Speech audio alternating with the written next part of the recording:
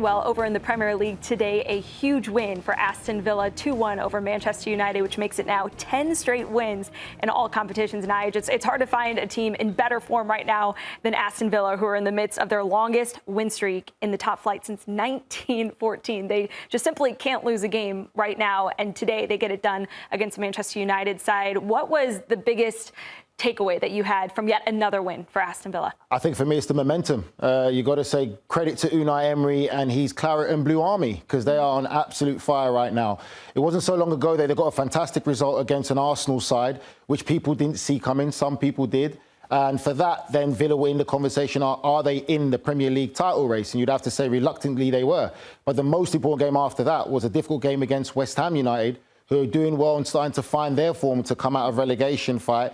And I would have to say that they got that result even coming back to win that game. So today was a tough test today.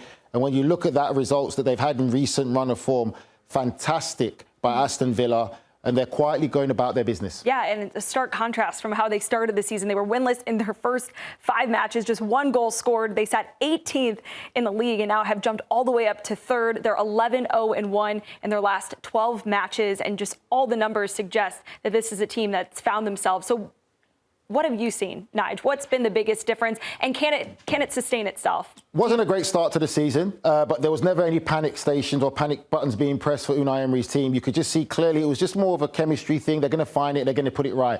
And good thing for Aston Villa, they have faith in the manager that they do, because look at these numbers there, and I love the XG. Look at that XG, Ali, 14.3. I still don't know what it means, but it's great. Numbers are high. But for me, it's a well-coached team. Well coached in understanding the principles of when they have the ball, when they don't have the ball. And the luxury that Unai Emery has in his team as well is he's got players that can play in versatile and different positions. We've seen Tielemans play the number 10 role and also playing the deep midfield role alongside Onana. We've seen Camara come in now with Onana. That is a solid midfield. We've seen Morgan Rodgers be able to play the number 10 role or play out wide. We've seen the same thing with captain John McGinn. So he has players who can play in versatile positions depending on the opposition.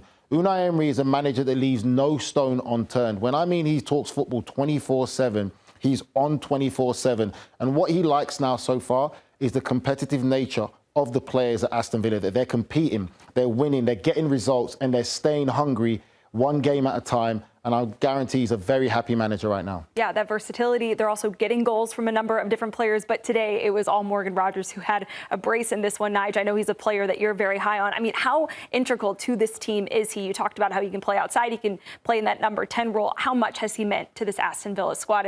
We just take a look at his numbers this season. 7 goals, 5 assists, 26 chances created across 24 matches, and now a brace in back-to-back Premier League matches. Well, you just have to look at the numbers. Fantastic. Really great young man. What he's done so far this season has been fantastic. From when he came to Aston Villa, I've been a big fan. I look at his physicality and how he plays the game. Such a technically gifted player, goes about his business so well.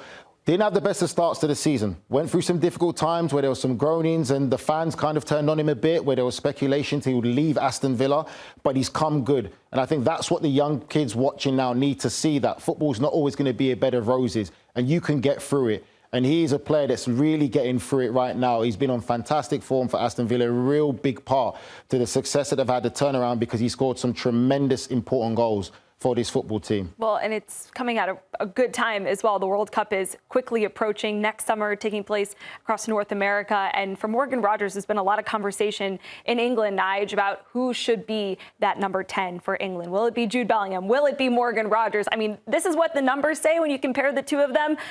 Jude Bellingham, 5 goals, 4 assists, and 32 chances created all comps this season with Real Madrid, compared to Morgan Rodgers, 7 goals, 5 assists, 26 chances created.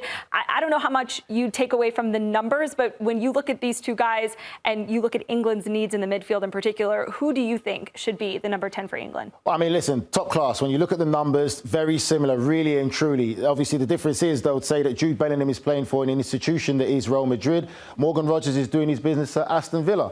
I think for me that when I look at Thomas Tuchel, the England manager, and what he sees and the things that he's said, the squads that he's picked and the teams that he's picked, I believe that he will go with Morgan Rodgers. I think Morgan Rodgers has been in fantastic form in what he's doing.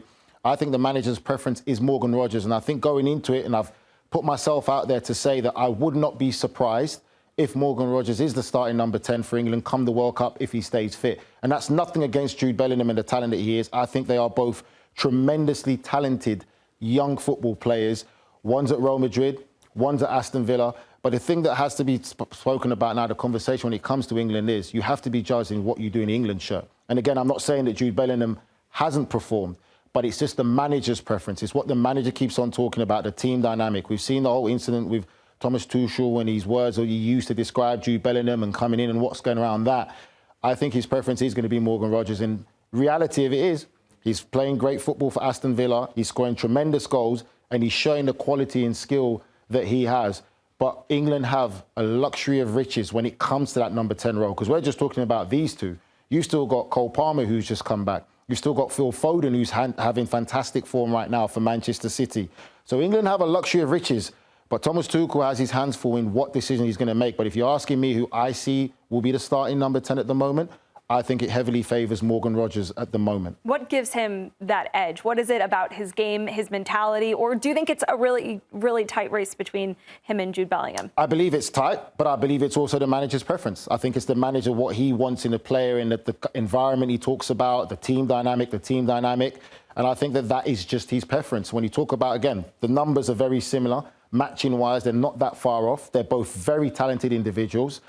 I like him as a number 10, and I love Jude Bellingham. I think Jude Bellingham's a superstar as well. But there's only going to be place for one, and Thomas Tuchel's very smart in what he's doing, very direct in what he wants. Well, if Aston Villa keeps up the form that they're in, that'll only benefit players like a Morgan Rodgers, who has been enjoying this fun form with Aston Villa. Well, let's talk about the team on the losing end today, and that is Manchester United, Nigel, who have had quite a few inconsistent results as of late, which I guess is what we've, in a way, come to expect with this team. They lost to Everton, then got a win at Crystal Palace 2-1 before drawing against West Ham at home, and then went away to Wolves, and they won 4-1, and then they drew 4-4 in that crazy game against Bournemouth, and then today they lose 2-1 to Aston Villa. So who is Manchester United right now, and what did today's game show you? How do you think they'll walk away feeling? I mean, we're still trying to work out what Manchester United are right now, and again, the results don't lie. It's a real inconsistency. I think the Everton one was the result that was a real eye-opener at Old Trafford. Everton went down to 10 men, and they still couldn't get the job done, and they lose. They go to a Crystal Palace side who are not easy to get a result against, and they get a fantastic win on that. Then they draw with a West Ham side that's struggling. You talk about the draw with Bournemouth, which was chaotic. And then today, losing to Aston Villa, I'll probably say is the fair result in the end. Aston Villa, for me, a better side than Manchester United. They are losing in Mbeumo, who's gone to African Cup of Nations, and Ahmad as well, who's a key player for them. But this is Manchester United currently right now. The reality of it is they're an inconsistent side, and I think they still need more. When I look at Morgan Rodgers and the form that he's showing for Aston Villa, that is what we want from Cunha. The most impactful player for Manchester United so far this season for me has been Mbeumo, and sadly he's not there right now. Sesko needs to step up and start scoring goals. Cunha had a good chance today, so it's still not where they need to be. Slow, small steps of progression, but still quite a while away from it, from the other teams that they'll be competing against or want to be competing against. Yeah, Aston Villa 2-1 over Man United today, which puts them just 3 points behind league leaders Arsenal and 2 points behind Manchester City in second.